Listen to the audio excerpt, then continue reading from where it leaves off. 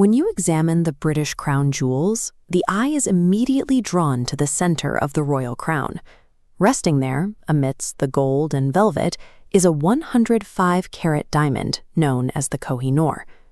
But if you watch the coronation of King Charles, you will notice a glaring omission. As the reigning male monarch, he is strictly forbidden from wearing this specific stone.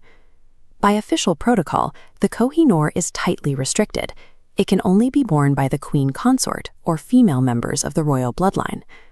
The most powerful, rational empire of the 19th century deliberately altered its succession of jewels to institutionalize an ancient superstition, because, quietly, they were genuinely terrified of a rock.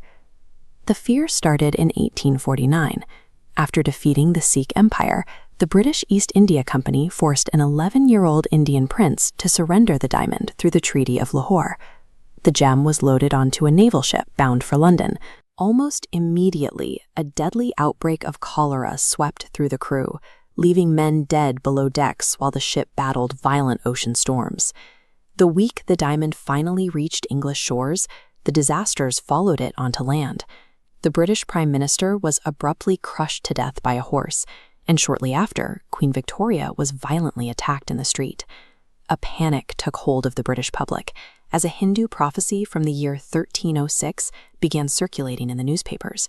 It stated that whoever owned the diamond would own the world, but would also suffer all its misfortunes.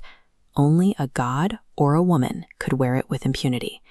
Faced with unexplained and sudden disasters, the British Crown looked back at the diamond's history and realized the prophecy had a perfect, deadly track record.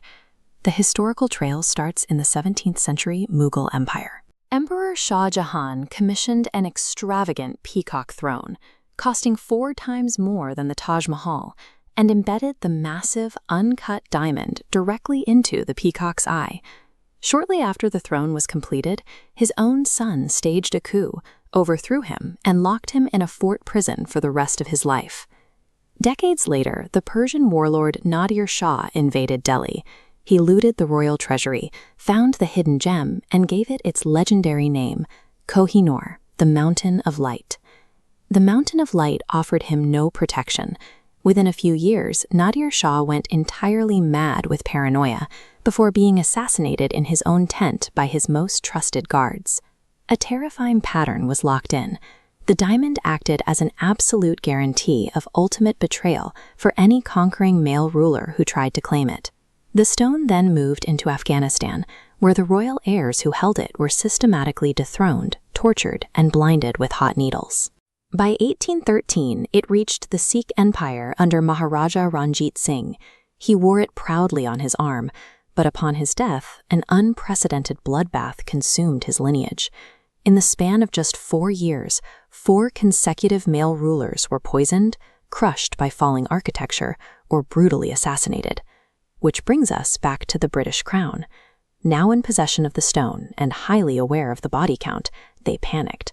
Prince Albert decided the only way to break the curse was to physically alter the stone through a dramatic recutting.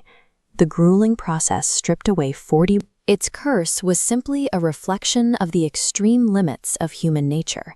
Its unfathomable monetary value acted as an inescapable magnet for extreme greed. It was the crushing jealousy of men, relatives, guards, and rival kings that caused the bloodshed, not a supernatural spell. Today, that same threat of human greed keeps the diamond locked away behind maximum security inside the heavy stone walls of the Tower of London. As this animated map shows, the modern diplomatic war spans across the Middle East and South Asia. Currently, India, Pakistan, Afghanistan, and Iran all demand the stone's return, each claiming it as a stolen artifact. It is the ultimate historical irony. A stone that supposedly granted empires the power to own the world is now trapped as a permanent diplomatic prisoner of its own bloody legacy. Deep inside the jewel house, completely isolated from the geopolitical chaos outside, the crowns rest in sealed glass cases. The British Empire spent considerable military and political capital to extract this diamond from the Indian subcontinent, taking it as the ultimate trophy of their colonial dominance. But their military victory came with a quiet psychological defeat. The weight of Eastern history and a rising body count compelled Western royalty to bow to an ancient prophecy. They successfully conquered the Mountain of Light, but by forcing the monarchy to permanently alter its own royal protocol out of sheer fear, the Kohinoor ultimately conquered them.